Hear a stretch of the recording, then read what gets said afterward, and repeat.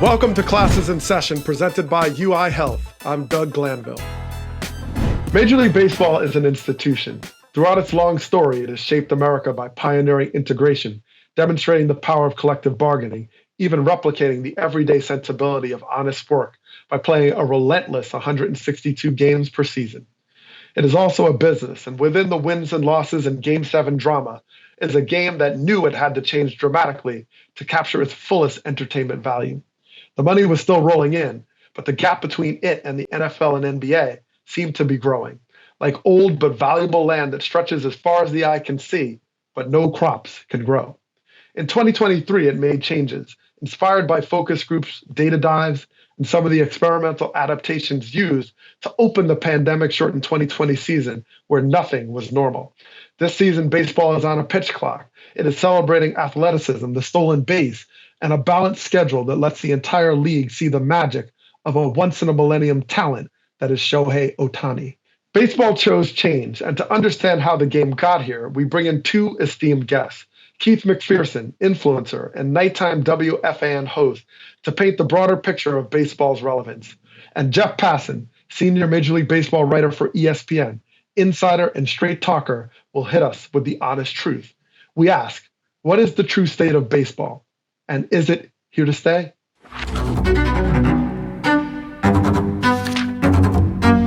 As with any professional sports league, Major League Baseball has been in a fight for relevance. While seeking a permanent home in the hearts of fans, there are many game-changing moments in the game's history that assure us that the game was on its way to that eternal spring, the moment when the game became a fixture in our culture. So as we round the bases of that history, we pass icons like Babe Ruth or Jackie Robinson. We see records broken and a union forming to force new economic conditions, all parallel to how our country was changing through integration, analytics, artificial surfaces, and labor. For a long time, baseball was America's #1 sport, always knowing how to bring us home and maybe taking it for granted that the fans would always be there too. In the past few decades, that confidence has eroded. PED and sign-stealing scandals that rivaled the 1919 Black Sox for conduct detrimental to the game. Meanwhile, leagues and other sports rose to prominence as the NFL and NBA became the 1-2 punch of national influence. The price tag for those national rights rose along with it, and baseball, while locking arms with its local markets, had trouble competing on the same national scale. It made money, but was it sustainable? Teams still played 162 games. Resource teams still found themselves in contention, but the entertainment value of the game came into question. Was the game still fun to watch? With modernity, we expect the sport to resemble its past while evolving. Baseball always had a frictional relationship with change due to its reverence for its past and by seeing resistance as more valuable than relevance. This was unsustainable. This season, MLB employed a significant number of changes in how the game is played. They dared to put a clock on its timeless rhythm. No longer would the game model a dance where you make your own beat. Urgency was created to encourage more aggressive play. The stolen base, the ability to go first to third, the simplicity of a ground ball becoming a single instead of dying in the black hole of a shifted infield. It is too early to state that these rules have fixed what may have been broken, but they have had a direct impact. One clear example is that games are now almost 30 minutes shorter than a year ago. But more important than daring to embrace a clock was an effort to shock the game into a vibrant cadence of action that had gone dormant. Baseball fans are patient by nature, willing to wait for the crescendo, willing to wait for a purpose, but not to wait for more waiting. Now, for the first time in many years, the main conversation about baseball centers around the excitement of change and the effort to jumpstart the heart and soul of the game. The product has responded on the field with more action, shorter games, more viewers on opening weekend.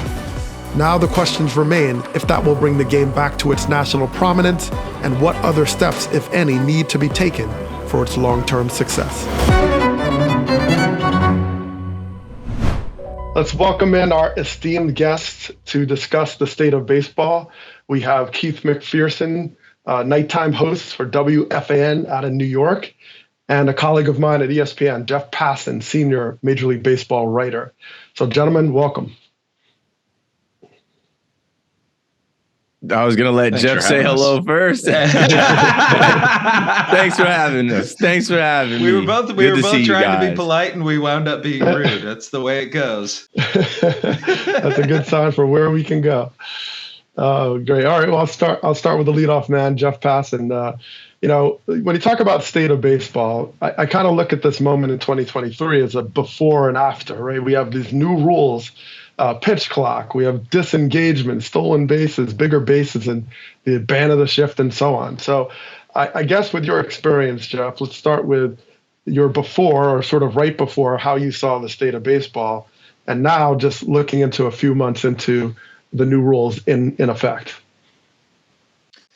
I feel like I'm part of this world now, Doug, having covered baseball for 20 years, where maybe my perspective isn't the most objective because I see all of the people who are involved in it and know how badly they want the game to be great. And so I look at baseball in 2022 and I loved it.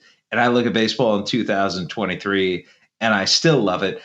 But I probably love it a little more this year than I did last year, because I think the new rules, and especially the pitch clock, just make for a better game, a better experience for fans, and a better overall product for people to consume. And that's really what this is all about, right? It's about what the fans think and whether they're going to engage with the game. And Major League Baseball, over the course of a quarter century or so, I think had slowly started pushing fans away through a number of means.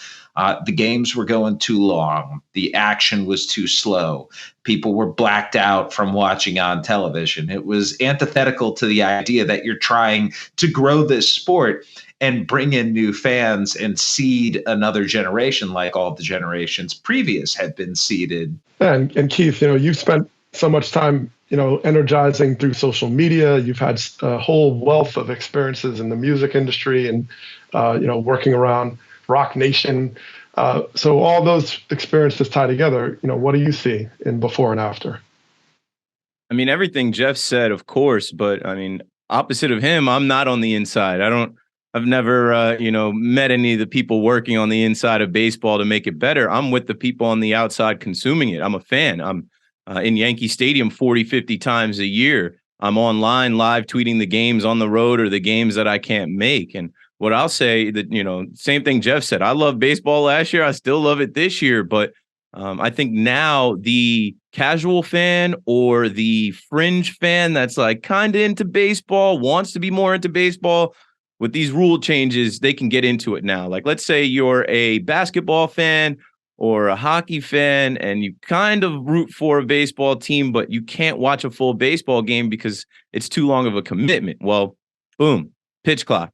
Now the games are 2 hours, 2.5 hours, just like the other games. So you can't really say that, oh, it's too slow, it takes too long. And that's from watching at home. Now, in the stadium, what I've already felt, I told a friend of mine at the last game I was at, I was like, there is no waiting in line for beer. There is no getting your food during the game or you're going to miss the game. Like, you paid to come to the game, get in early, buy your food, buy your beer, and sit down. Because once the game gets going, it is smoking by. It is so fast, and I love it. Well, Jeff, I mean, to that point about the entertainment value, the cadence, the rhythm, you're sitting often with the power levers of the game.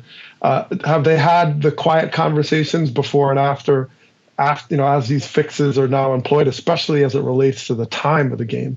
Yeah, the conversations, Doug, really aren't quiet. They are loud, and they say, put the person who invented the pitch clock into the Hall of Fame immediately.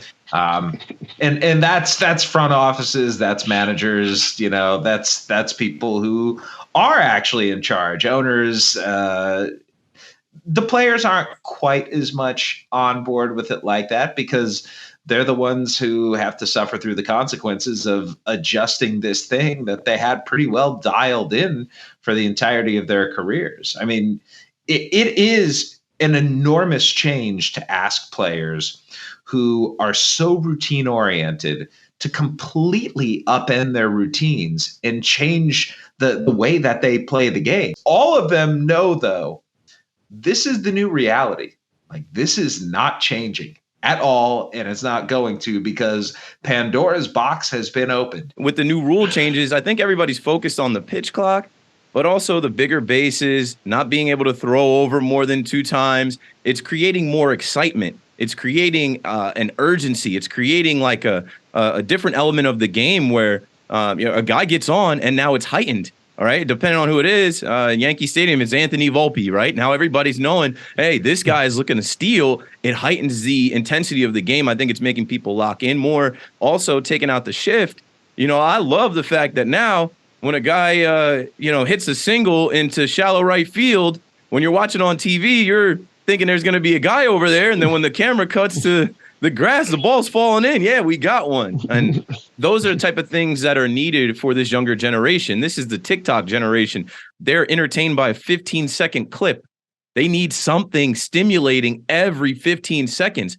It can't be this long, drawn-out at bat where, it's a 12-pitch at bat, but it takes 5 minutes. These kids need stimulation. They need it to be quick, to be locked in, or they're on to the next. Coming up, we'll explore how younger generations view the game of baseball with Jeff Passan and Keith McPherson. Next on Classes in Session with Doug Glanville, presented by UI Health.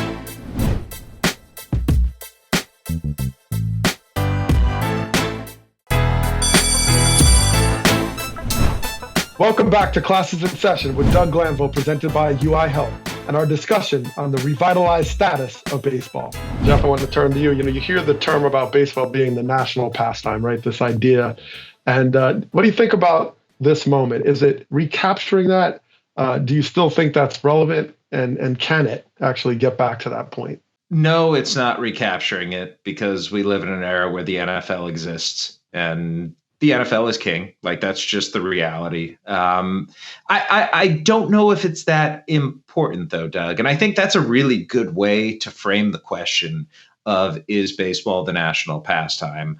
I don't know that being a national sport should necessarily be MLB's goal. Like, I suppose that's the idealized version of it, but I feel like before you can get there now, you need to take care of your local markets first. And you need to make sure that all 30 franchises come into every season believing that they have a chance to win a championship, or that they are on a reasonable path toward winning a championship. And too many times in recent years, I think fans have gone into a season without hope of either. And it's really like, being a baseball fan is a hard thing to do.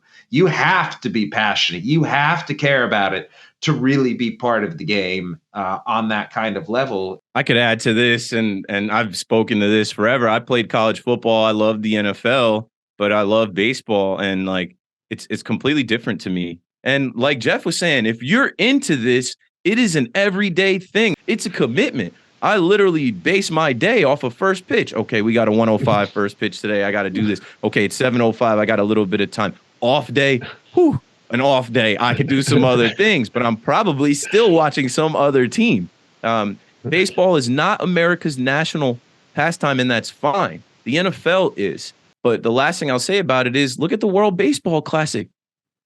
You can't do that with the NFL. You can't play a World Football Classic.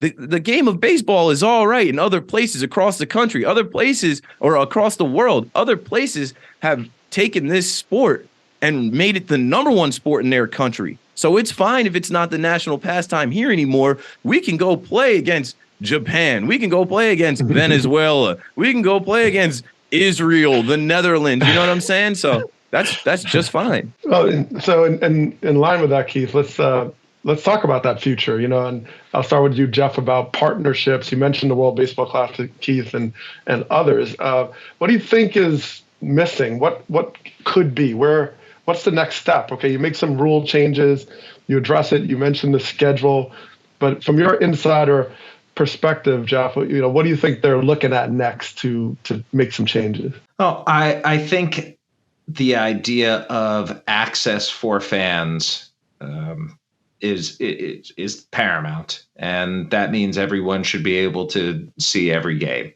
Like, if you want to watch baseball, there should be zero limitations in place to actually watch baseball, because once you watch the game, you're hooked, right?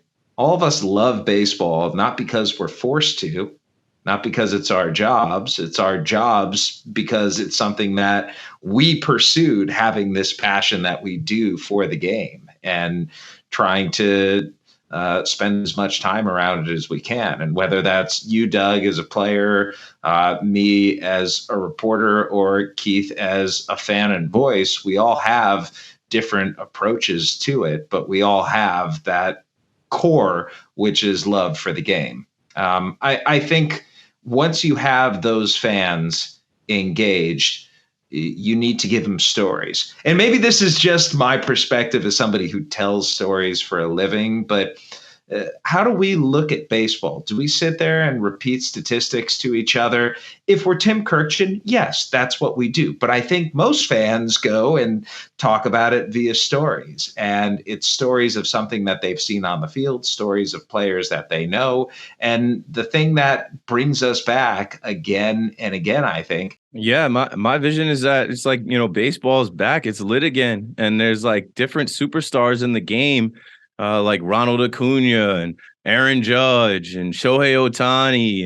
And, obviously, Julio Rodriguez, you could go through a bunch of the players, but like I want these guys to be big name guys that are household names and that kids want to be like. And then more kids are playing the game and then they're growing up and becoming the future stars.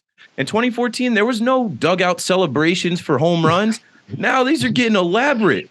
There's beer funnels, whatever you want to call it is fine. The Angels are here. They have this like samurai helmet and sword. Like it's getting out of control, but in a good, fun, healthy way for the game. And I think that's where it's going. Coming up, we'll explore what the next changes could be for baseball on Classes in Session with Doug Glanville, presented by UI Health.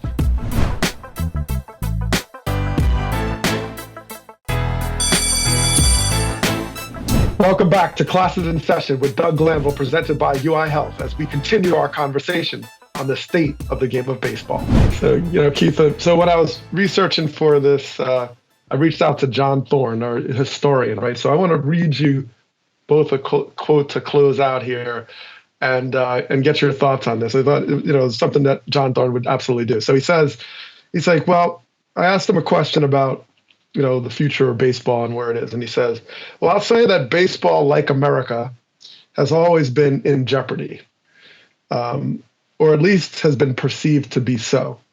But it is the idea of each that has held appeal: equal opportunity, balance, and always hope. So, Keith, I want to throw that at you just to think about, that hope, that sense of what baseball can be, and in some ways a reflection of our multicultural grand experiment that is even America. I guess your experience tells you what about that quote?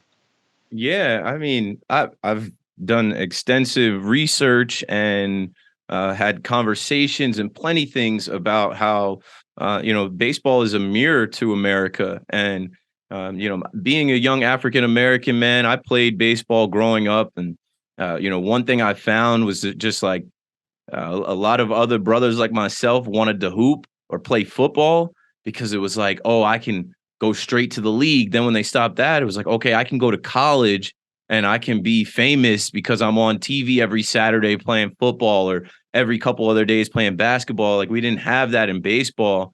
And I feel like, that's changing. I feel like there are a lot of different things in play that are making baseball more appealing, not just to like the inner city or the African-American community, but like I said, globally, right? There are a bunch of young Japanese kids that watch Team Japan win the World Baseball Classic, and they are dreaming of being on that team now. They are dreaming of playing in Major League Baseball in the United States.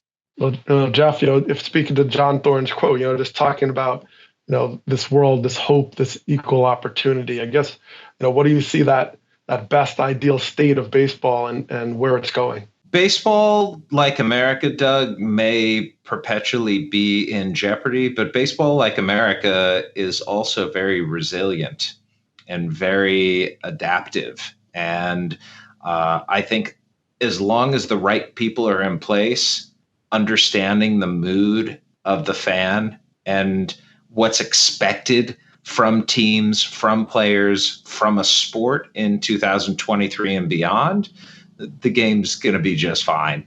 Because for all of the existential crises that baseball has gone through in the past, here we are in 2023 still talking about it. Here we are still watching it every night and still loving it despite the fundamental changes to the game. And I'm not going to sit here and give a State of the Union address on baseball and say the state of baseball is strong, because the state of baseball is strong today and it might not be tomorrow. It all depends on those stewards and shepherds guiding the game in the right direction. And, there are people like you who I deeply appreciate for holding the game accountable for the things that it doesn't necessarily do. And just as there can always be a more perfect union in the United States, there can be a more perfect game of baseball. Well, gentlemen, I want to thank you both for taking so much time today to share your insights and help our audience understand more about your expertise, but also in this case, the state of baseball. It's been highly informative, and always appreciate your time and your knowledge. Thanks so much for having us, Doug. Doug, you're the man. I respect you a ton. Jeff, we've already met, but I told you in person how much I respect you and what you've done. I mean, I grew up on ESPN, so being able to connect with you guys today, what an honor. I feel blessed, and I'm thankful for it. So you guys have a good day. Thanks for having me. The state of baseball is as strong as its fans, its stewards, its families. This state is far from a static place. It is a dynamic and breathing place. It is jealous. It is loyal. In the face of change, it is showing its flexibility, its ability to adapt in real time and lead all under its umbrella to do the same. It is a game that has been known as our national pastime. Yet as our guests opine, this is no longer a necessary goal or a model for success. Its unique positioning by being a daily influencer through everyday competition, its reach into international markets, create an impact that is wider than a national icon. The change in rules have shown baseball's capacity to step aside and let its best self through the door, showing responsiveness to fans and the need of the game to be modern, yet able to keep its nostalgic nature ignited. Baseball is still standing. I'm Doug Glanville. See you in class.